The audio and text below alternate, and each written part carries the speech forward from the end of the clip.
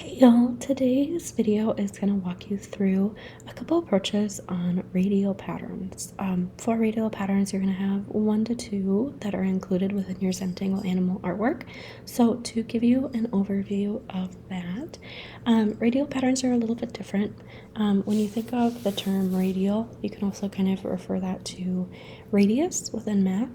And it's going to be kind of that clue into what you're thinking of for this type of patterning.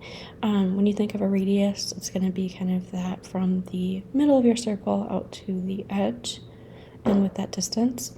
So when we think of radial, we can think of it as radial symmetry, which is where you're having symmetry that revolves from a central point.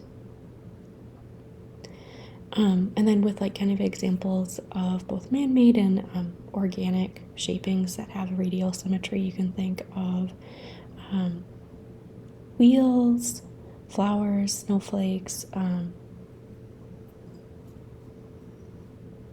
there's many more that have that radial symmetry.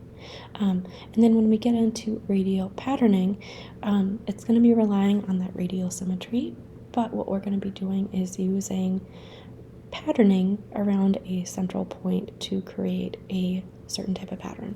And these can get, again, kind of within those two categories of being either really geometric or they can also be very organic and sometimes have almost like a very floral appearance.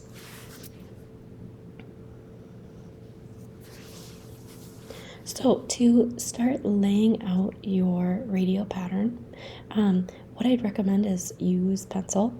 You're going to start with kind of establishing your central point, and then you're almost creating those radiuses out from that central point, and thinking of how you can break down that circle or that central point into those different areas.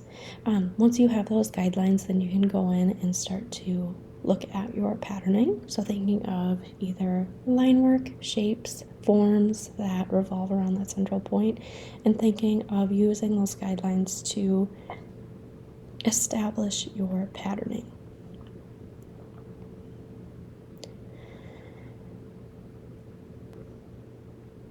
So you'll notice I'm laying out my kind of initial pattern with pencil, and then I'm going to go back in with Sharpie and then really start to establish more and more of kind of that variation, again with value. So thinking of how you can either use kind of width of lines, coloring things in, adding either more detail or more variation to create just kind of areas of interest and detail.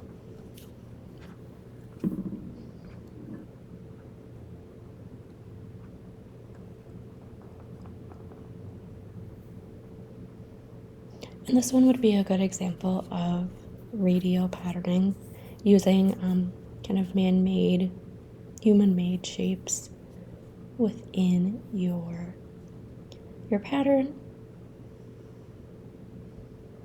And with these radial patterns, they can get to the point where they're very precise and very symmetrical. They can also be a little bit more free-form and don't have to be as rigid as well either. And then kind of giving you another example of looking at a more floral, more organic patterning. So using kind of more curving, flowing lines.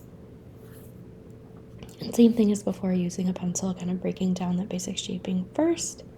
Once I have that basic shaping, then I'm going to go in with a Sharpie and then really start to establish my line work and my value.